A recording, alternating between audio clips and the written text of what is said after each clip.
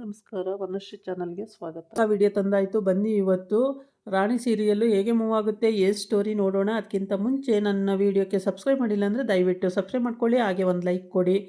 ಈಗ ಜೈಲು ಇನ್ಸ್ಪೆಕ್ಟ್ರು ಬಂದುಬಿಟ್ಟು ಕಾವೇರಿನ ಅರೆಸ್ಟ್ ಮಾಡ್ಕೊಂಡು ಕರ್ಕೊಂಡು ಹೋಗಿದ್ದಾರೆ. ಇದಕ್ಕೆಲ್ಲ ದಾರಿ ತೋರಿಸ್ತೋನು ಬಾಲನೇ.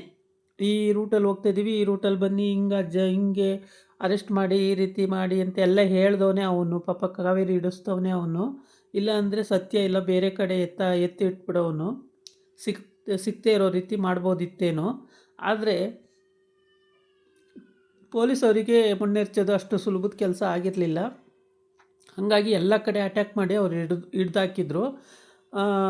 ಸತ್ಯನೂ ಕರ್ಕೊಂಡು ಹೋಗಿದ್ರು ಟೇಷನ್ಗೆ. ಆದರೆ ಸತ್ಯನ ಬಾಲ ಹೆಂಗೋ ಬಿಡಿಸ್ಕೊಂಡು ಬಂದಿದ್ದಾನೆ. ಚೆನ್ನಾಗಿ ಹೊಡೆದಾಕ್ಬಿಟ್ಟಿದ್ದಾರೆ. ಹೊಡೆಯಾಟ ಅಂದರೆ ಅಷ್ಟಿಷ್ಟು ಹೊಡೆದಿಲ್ಲ ಮಾತ್ರ ಸತ್ಯಂಗೆ. ಆದರೆ ಇಲ್ಲಿ ಇನ್ಸ್ಪೆಕ್ಟ್ರು ಇವಾಗ ಕಾವೇರಿನ ನಂಬಲ್ಲ. ಏಕೆಂದರೆ ಪೇರಲ್ ಮೇಲೆ ಬಿಟ್ಟಿರ್ತಾರೆ ಅವರು ನಂಬಿಕೆಯಿಂದ. ಇವಳು ನಂಬಿಕೆ ದ್ರೋಹ ಮಾಡಿದ್ದಾಳೆ ಅಂತ ಹೇಳ್ಬಿಟ್ಟು ಇವಳಿಗೆ ಕಠಿಣವಾದ ಶಿಕ್ಷೆನೂ ಕೊಡ್ತಾರೆ. ಮತ್ತು ಅಷ್ಟು ಸುಲಭವಾಗಿ ಇವಳನ್ನು ಬಿಡೋದೂ ಇಲ್ಲ. ಇವಾಗ ನೋಡ್ಕೊಳ್ಳೋದಕ್ಕೆ ಕಾವಲುಗಾರರನ್ನು ನೇಮಿಸಿಬಿಟ್ಟಿರ್ತಾರೆ. ಮತ್ತೆಲ್ಲ ತಪ್ಪಿಸ್ಕೊಳ್ಳೋ ಚಾನ್ಸಸ್ ಇರುತ್ತೆ ಅಂತ ಹೇಳ್ಬಿಟ್ಟು. ನಾನೆಲ್ಲೂ ಹೋಗಲ್ಲ ಮೇಡಮ್, ನಾನು ಇಲ್ಲಿಂದ ಎಲ್ಲೂ ಹೋಗಲ್ಲ ಮೇಡಮ್ ಅಂತ ಅಂದ್ರೂ ಕೂಡ ನಿನ್ನನ್ನು ನಂಬೋಕ್ಕಾಗಲ್ಲ. ನೀನು ಹೇಳೋಗಿದ್ದೊಂದು ಮಾಡಿದ್ದೊಂದು, ಅದರಿಂದ ನಿನ್ನನ್ನು ನಂಬೋಕ್ಕಾಗಲ್ಲ. ನಿನಗೆ ಕಠಿಣವಾಗಿಯೇ ನಿನಗೆ ಶಿಕ್ಷೆ ಕೊಟ್ಟರೆ ಸರಿ ಹೋಗೋದು ಅಂತೆಲ್ಲ ಹೇಳ್ತಾರೆ. ಸರಿ ಮೇಡಮ್, ನನಗೆ ಕೊಟ್ಟರೆ ಪರವಾಗಿಲ್ಲ, ನಮ್ಮ ಅಣ್ಣ ಸತ್ಯಂಗೆ ಏನು ಮಾಡಬೇಡಿ. ಪಾಪ ಅವ್ನು ನನಗೋಸ್ಕರ ಹಂಗೆ ಮಾಡ್ದ. ಪಾಪ ಅವ್ನು ಸಿಕ್ಕಾಕೊಂಡ. ಈಗ ಅವನಿಗೇನು ತೊಂದರೆ ಕೊಡಬೇಡಿ ಮೇಡಮ್ ಅಂತ ಹೇಳ್ತಾಳೆ. ಅದೇನೇ ತೊಂದರೆ ಕೊಡೋದಾದರೂ ತೊಂದರೆ ಕೊಡದೆ ಬಿಡ್ತಾರ? ಪೇರಲ್ ಮೇಲೆ ಕಳಿಸಿದ ಮೇಲೆ ಯಾವ ರೀತಿ ಕಳಿಸ್ಬೇಕು ಅನ್ನೋದು ಗೊತ್ತಿರಲ್ವ. ನಾವು ಎಷ್ಟು ಕಡೆ ಹುಡುಕಬೇಕು. ಈ ರೀತಿ ಮಾಡಿ ಮುಚ್ಚಿಡ್ತಾರೆ ಯಾರಾದರೂ ಅಂತ ಬೈತಾರೆ. ಮೇಡಮ್ ಹೊಡಿಬೇಡಿ ಮೇಡಮ್, ಅಣ್ಣಂಗೆ ಏನು ಮಾಡಬೇಡಿ ಮೇಡಮ್ ಅಂತ ತುಂಬಾ ಕೇಳ್ಕೊತಾಳೆ. ಆದರೆ ಎಷ್ಟೇ ಕೇಳ್ಕೊಂಡ್ರೂ ಅವ್ರದ್ದು ಪೊಲೀಸು ಮನಸ್ಸು ಕರಗಲ್ಲ ಅಷ್ಟು ಸುಲಭವಾಗಿ. ಪೊಲೀಸವರಂತೂ ಅವರು ಕಠಿಣವಾದ ಶಿಕ್ಷೆ ಕೊಟ್ಟೇ ಕೊಡ್ತಾರೆ. ಈ ಕಡೆ ಬಂದರೆ ಸರಳ ಮನೆಯಲ್ಲಿ ರದ್ದಾಂತ ಮಾಡ್ತಾಯಿದ್ದಾಳೆ. ಅವರು ಅಮ್ಮ ಮಗಳಿಂದ ನನ್ನ ಮನೆ ಹಾಳಾಗೋಯ್ತು, ಹಾಗಾಯಿತು ಹಿಂಗಾಯಿತು, ಇವ್ರು ಏನಕ್ಕೆ ಬಂದರು ನಮ್ಮ ಮನೆಗೆ, ಇವಳು ಎಲ್ಲಿಂದ ಹುಟ್ಟಿದ್ಲು, ಹಾಗೆ ಹಿಂಗೆ ಅಂತ ರಾಣಿಗಂತೂ ಬಾಯಿಗೆ ಬಂದಂಗೆ ಬೈತಾಯಿದ್ದಾಳೆ. ಎಷ್ಟೇ ಬೈದ್ರೂ ಆ ಹುಡುಗಿ ಏನು ಮಾತಾಡ್ತಿಲ್ಲ, ಸುಮ್ಮನಾಗ್ತಿದೆ. ಆದರೆ ಅವರಮ್ಮ ಬಂದಿದ್ದಾಳೆ ಈಗ. ಅವರಮ್ಮನೂ ಕೂಡ ಮಗಳಿಗೆ ಹಚ್ಕೊಡ್ತಾಳೆ. ಪ್ರತಿಯೊಂದು ವಿಷಯನೂ ಹಚ್ಚಿ ಕೊಡ್ತಾಳೆ. ಸರಳ ತುಂಬ ಹಿಂಸೆ ಕೊಡ್ತಿದ್ದಾಳೆ ರಾಣಿಗೆ. ನಿನ್ನಿಂದ ಕಣೆ ನನ್ನ ಮನೆ ಹಾಳಾಗೋಯ್ತು, ನನ್ನ ಗಂಡನ ತಗೊಂಡೋಗಿ ಸ್ಟೇಷನಿಗೆ ಕೂರಿಸ್ಕೊಂಡು ಹೊಡಿತಾ ಇದ್ದಾರೆ.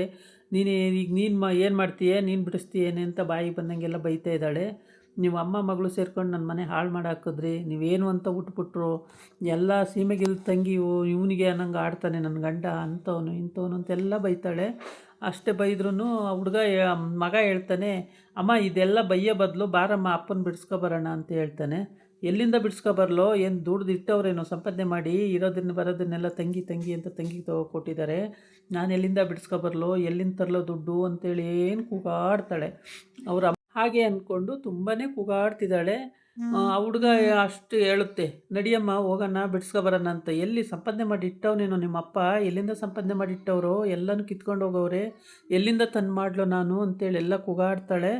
ಅದಾದಮೇಲೆ ಅಷ್ಟು ಕೂಗಾಡಿದ್ರೂ ರಾಣಿ ಕೂಡ ಒಂದೂ ಮಾತಾಡಲ್ಲ. ಅವಳು ಸುಮ್ಮನಾಗ್ತಾಳೆ. ರಾಣಿ ಏನೂ ಮಾತಾಡ್ದೇ ಸುಮ್ಮನಾಗ್ಬಿಡ್ತಾಳೆ. ಆದರೆ ಯೋಚನೆ ಮಾಡುತ್ತೆ ಹುಡುಗಿ ಕೂತ್ಕೊಂಡು, ಯಾಕೆ ಅಮ್ಮ ಹೀಗೆ ಅಪ್ಪ ಹಾಗೆ ಅಂತ ಏನೇನೋ ಯೋಚನೆ ಮಾಡುತ್ತೆ. ನಮ್ಮದು ಯಾಕೆ ಈ ಥರ ಸಂಸಾರ, ಎಲ್ಲರೂ ಚೆನ್ನಾಗಿರ್ತಾರೆ, ನಮ್ಮ ಸಂಸಾರದಲ್ಲೇ ಯಾಕೆ ಹಿಂಗಾಗಬೇಕು ಅಂತ ಈ ಮಗು ತುಂಬಾ ಯೋಚನೆ ಮಾಡುತ್ತೆ. ಎಷ್ಟು ಬೈತಾರೆ. ಅತ್ತೆ ಅಂತೂ ಸಿಕ್ಕಾಬಟ್ಟೆ ಬೈತಾಳೆ. ಅತ್ತೆ ಮಗ ಪಾಪ ಒಳ್ಳೆಯವನು ಅಲ್ಲ ಕಣೋ, ನಮ್ಮ ಅಮ್ಮನೂ ಹಿಂಗೆ ನಮ್ಮಪ್ಪನೂ ಹಿಂಗೆ, ಯಾಕೋ ಹಿಂಗೆಲ್ಲ ಅಂತ ಕೇಳುತ್ತೆ. ಆಮೇಲೆ ಮಾವ ಗೇಟ್ ತೆಗ್ದಿದ್ದು ನೋಡಿಬಿಟ್ಟು ಶಬ್ದ ಆಯಿತು, ಓಡಿ ಬರುತ್ತೆ. ಮಮ್ಮ ಬಂದಿಯ ಮಮ್ಮ ಅಂತ ಓಡಿ ಬಂದು ತಪ್ಕೊಳ್ಳುತ್ತೆ. ಅವನಿಗೆ ಕರುಳು ಕಿತ್ತು ಬಂದಂಗೆ ಆಗುತ್ತೆ, ಅಯ್ಯೋ ದೇವ್ರೆ ಅಂತ. ಆಮೇಲೆ ಇವಳು ಅಲ್ಲಿ ಒಳಗಡೆ ನೋಡಿ ಇವಳು ಓಡಿ ಬರ್ತಾಳೆ. ಓಡಿ ಬಂದು, ಏನ್ರಿ ಇದು ಹಿಂಗೆ ಹೊಡೆದವ್ರಲ್ರಿ, ಯಾರ್ಯಾರಿನ್ನೋ ಇದು ಮಾಡೋಕ್ಕೋಗಿ ಈ ಥರ ಬಂದಿದ್ದೀರಲ್ರಿ ಅಂತೇಳಿ ಏನು ಬಾಯಿಗೆ ಬಂದಂಗೆ ಇವಳು ಬೈದು ಆಳಾದವಳನ್ನ ಅವಳ ಮಗಳನ್ನ ಬಚಾವ್ ಮಾಡೋಕ್ಕೋಗಿ ಈ ಥರ ಮಾಡ್ಕೊಂಡ್ರಲ್ಲ ಅಂತ. ಅಳಿಯಂದರೆ ಬುದ್ಧಿ ಇಲ್ವಾ ನಿಮಗೆ, ಈ ಥರ ಹೊಡ್ಸ್ಕೊಂಡಿದ್ದೀರಲ್ಲ, ಏನೇನೋ ಸುಳ್ಳು ಹೇಳಿ ಈ ಥರ ಮಾಡ್ತಾರೆ ಯಾರಾದರೂ. ಪೆರಲ್ ಮೇಲೆ ಬಂದಮೇಲೆ ಕಳಿಸ್ಬೇಕು ತಾನೆ, ಈ ಥರ ಮಾಡ್ತಾರೆ ನೀವೇ ಬಚ್ಚಿಟ್ಬಿಟ್ಟು ನೀವೇ ಹುಡ್ಕಂಗೆ ಮಾಡಿದ್ರಲ್ಲ, ಇದಕ್ಕೆಲ್ಲ ಶಿಕ್ಷೆ ಇಲ್ವಾ ನಿಮಗೆ? ಏನು ಅನ್ಸಲ್ವಾ? ಬೇಡವಾ? ಈ ಥರ ಮಾಡ್ತಾರೆ ಯಾರಾದರೂ ಅಂತೇಳಿ ಏನು ಜೋರು ಮಾಡ್ತಾಳೆ ಅವ್ರ ಅತ್ತೆ.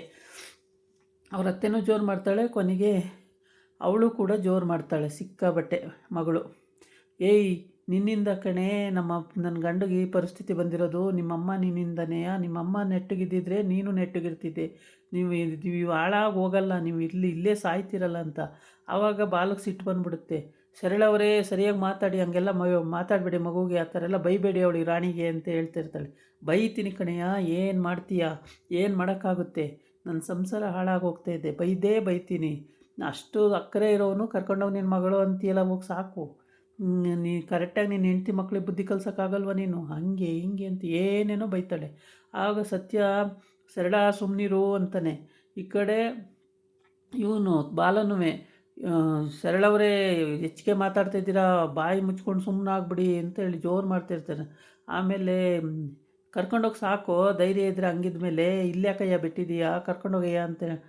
ಆಗ ರಾಣಿ ಬಾರಮ್ಮ, ಇಲ್ಲಿ ಬೇಡ, ನಾನು ಅಲ್ಲಿ ಕರ್ಕೊಂಡೋಗಿ ನಾನು ಇಟ್ಕೊಂಡು ನಾನು ಸಾಕಕ್ಕೆ ಗೊತ್ತಿದೆ, ಬಾರಮ್ಮ ಅಂತಾನೆ. ಫಸ್ಟು ಅವ್ರನ್ನ ಹೋಗೋಕ್ಕೆ ಹೇಳಿ, ಅವ್ರ ಮುಖ ನೋಡೋಕ್ಕೂ ಇಷ್ಟ ಇಲ್ಲ, ಹೋಗೋಕ್ಕೆ ಹೇಳಿ ಆಚೆಗೆ. ಅವ್ರನ್ನ ಹೋಗೋಕ್ಕೆ ಹೇಳಿ, ನನಗೆ ಅವ್ರ ಮುಖ ನೋಡೋಕೆ ಇಷ್ಟ ಇಲ್ಲ, ಹೋಗೋಕ್ಕೆ ಹೇಳಿ, ಫಸ್ಟು ಹೋಗೋಕ್ಕೆ ಹೇಳಿ ಅಂತ ಹುಡುಗಿ ಹೇಳುತ್ತೆ ರಾಣಿ. ಅವಾಗ ಅವನು ಬೇಜಾರು ಮಾಡಿಕೊಂಡು ಅವ್ನ ಸ್ನೇಹಿತ ಇರ್ತಾನಲ್ಲ, ಅವ್ನು ಬಂದು ಬಾಲ ಅಂತೇಳಿ ಕರ್ಕೊಂಡು ಹೋಗ್ತಾನೆ. ಆಮೇಲೆ ಈ ಕಡೆ ವರ್ಧನ ಮನೆ ಹತ್ರ ಹೋಗ್ತಾನೆ. ವರ್ಧ ಏನು ಮಿಂಚುತ್ತಾ ಇರ್ತಾನೆ. ಈ ಕಡೆ ಕಾವೇರಿ ಜೈಲಿಗೆ ಹೋಗ್ಬಿಟ್ಲಲ್ಲ ಅನ್ನೋ ಖುಷಿ ಒಂದು ಕಡೆ, ಈ ಕಡೆ ಹಿಡ್ದಾಕಿದ್ರಲ್ಲ ಅನ್ನೋದು, ಪೊಲೀಸರು ಹಿಡಿದ್ಬಿಟ್ರಲ್ಲ ಎಲ್ಲರನ್ನೂ ಅನ್ನೋದು ಒಂದು ಕಡೆ. ಅವನು ಖುಷಿಯಾಗೇ ಇರ್ತಾನೆ. ಈಗ ಬಾಲ ಆ ಕಡೆಯಿಂದ ಬರ್ತಾನೆ. ಬಾಲ ಬಂದು ಸಿಟ್ಟಲ್ಲಿ ಬಂದಿರ್ತಾನೆ. ಸಿಟ್ಟಲ್ಲಿ ಬಂದ್ರೂ ಬಂದೇನೋ ಮತ್ತು ನನ್ನ ಹತ್ರಕ್ಕೆ ಬರಬೇಕಾಯ್ತು ನೋಡೋ ನೀನು, ಎಲ್ಲಿಗೆ ಹೋದ್ರೂ ನನ್ನ ಹತ್ರನೇ. ಫಸ್ಟೇ ನಿಯತ್ತಲ್ಲೇ ನನ್ನ ಹತ್ರ ಇದ್ದಿದ್ರೆ ಹಿಂಗ್ಯಾಕೆ ಆಗ್ತಿತ್ತು ಹೇಳು? ನನ್ನ ಹತ್ರನೇ ಇದ್ಕೊಂಡು ನನಗೇ ದ್ರೋಹ ಬಗ್ದಿಯಲ್ವ ನೀನು ಅಂತೇಳಿ ಜೋರು ಮಾಡ್ತಾನೆ. ಆಗ ಜೋರು ಮಾಡಿದಾಗ ವರ್ಧ ಜೋರು ಮಾಡ್ತಾನೆ. ಬಾಲ ಸುಮ್ಮನಿರು ವರ್ಧ, ಏನೇನೋ ಮಾತಾಡಬೇಡ, ನನಗೆ ಸಿಟ್ಟು ಬರೆಸ್ಬೇಡ ಅಂತಿರ್ತಾನೆ. ವೆಲ್ಕಮ್ ಟು ಅಂತಾನೆ. ನೀನು ವೆಲ್ಕಮ್ಮು ಬೇಡ, ಏನೂ ಬೇಡ, ನಿನ್ನ ಮನೆ ಹಾಳು ಕೆಲಸ ಮಾಡೋದು ಸಾಕಾಗಿದೆ. ಏನಕ್ಕೆ ಕಾವೇರಿ ಜೈಲಿಗೆ ಹೋಗೋಂಗೆ ಮಾಡಿ ಕೂರಿಸಿದ್ವಿ? ಅವಳೇನು ಕೊಲೆ ಮಾಡಿದ್ದಾಳ? ಅವಳನ್ನ ಯಾಕೋ ಆ ಥರ ಮಾಡಿದ್ದೀಯಾ ಅಂತ ಕೇಳ್ತಾಳೆ. ಅದನ್ನೆಲ್ಲ ಕಟ್ಕೊಂಡು ನಿನಗೇನಾಗಬೇಕು? ನೀನು ನನ್ನ ಜೊತೆ ನಿಯತ್ತಾಗಿದ್ದ ನಾಯಿ, ಹಂಗಿರ್ಬೇಕಿತ್ತು. ಇದೆಲ್ಲ ನಿನಗೆ ಹಾಕಬೇಕು ಅಂತ ಅವನು ಬೈತಾನೆ. ನಿಯತ್ತಾಗಿದ್ದ ನಿಯತ್ತನ್ನು ಹೆಂಗೆ ತೋರಿಸ್ತೀನಿ ನೋಡ್ತಾ ಇರೋ ನಿಯತ್ತನ್ನು. ನೀನು ಮಾಡಿರೋ ಕೊಲೆನ ಅವಳ ಮೇಲೆ ಎತ್ತಾಕಿ ಕಳಿಸಿದೀಯಾ, ನಿಯತ್ತು ಎಲ್ಲಿದೆ ಅಂತ ತೋರಿಸ್ತೀನಿ ಅಂತ.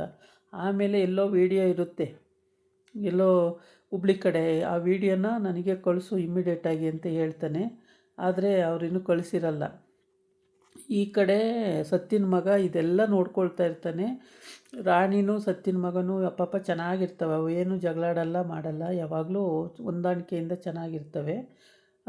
ಇವಳು ಸರಳ ಅಂತೂ ಇಲ್ಲಿ ಮನೆಗೆ ಬಂದೂ ಅವನಿಗೆ ಗುತ್ತಲೇ ಇರ್ತಾಳೆ, ತಲೆಗೆ ಹೊಡಿತಾಳೆ, ಗುತ್ತಲೇ ಇರ್ತಾಳೆ. ಈ ಥರ ಬಂದಿದೆಯಲ್ಲ, ಮಾನ ಮರ್ಯಾದಿದೆಯಾ ನೀನೆಲ್ಲರೂ?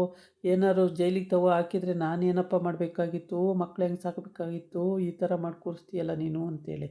ವರ್ಧ ಅಲ್ಲಿ ತಂಗಿ ಬರ್ತಾಳೆ. ನಾವು ಅಂದ್ಕೊಂಡಂಗೆ ಯಾವ ಕೆಲಸನೂ ಆಗಲಿಲ್ಲ, ಎಲ್ಲ ಫೇಲು ಅಂತ. ಯಾವ ಕಡೆಯಿಂದನೂ ಆಗಲಿ, ಒಟ್ಟು ಸಿಕ್ಕಾಕೊಂಡಿದ್ದಾಯ್ತಾ, ಜೈಲಿಗೆ ಹೋಗಿದ್ದಾಯ್ತಾ, ಬಿಡು ಅದೇ ನೆಮ್ಮದಿ. ಯಾವ ಕಡೆಯಿಂದನೂ ಒಟ್ಟು ಕೆಲಸ ಆಯ್ತಲ್ಲ. ರೌಡಿಗಳು ಹಿಡಿದ್ರೇನು, ಪೊಲೀಸರು ಹಿಡಿದ್ರೇನು, ಎಲ್ಲವೂ ಒಂದೇ ತಾನೇ. ನಮ್ಮ ಕಡೆಯಿಂದ ಆದ್ರೇನು ಅವ್ರ ಕಡೆಯಿಂದ ಆದ್ರೇನು ಕೆಲಸ ಆಗೋದು ಮುಖ್ಯ. ಕೆಲಸ ಆಯ್ತಲ್ಲ, ಅದಕ್ಕೆ ಖುಷಿಪಡು ಅಂತೇಳಿ ತಂಗಿಗೆ ಹೇಳ್ತಾನೆ. ತಂಗಿ, ಹೌದು ನಾವು ರೌಡಿಗಳ ಕೈಯಲ್ಲಿ ಹಿಡಿಸಿದ್ರೂ ಕಷ್ಟ ಆಗ್ತಿತ್ತು, ಈಗ ಪೊಲೀಸವರು ಹಿಡ್ದವರೆಲ್ಲ ಬಿಡು, ಅದು ಸರಿ ಹೋಯ್ತು ಅಂತೇಳಿ ಅವಳು ಸುಮ್ಮನಾಗ್ತಾಳೆ. ಇದಾಗಿತ್ತು ಇವತ್ತಿನ ವೀಡಿಯೋ. ನಾಳೆ ಇನ್ನೊಂದು ವೀಡಿಯೋ ಜೊತೆ ಬರ್ತೀನಿ. ನಮಸ್ಕಾರ.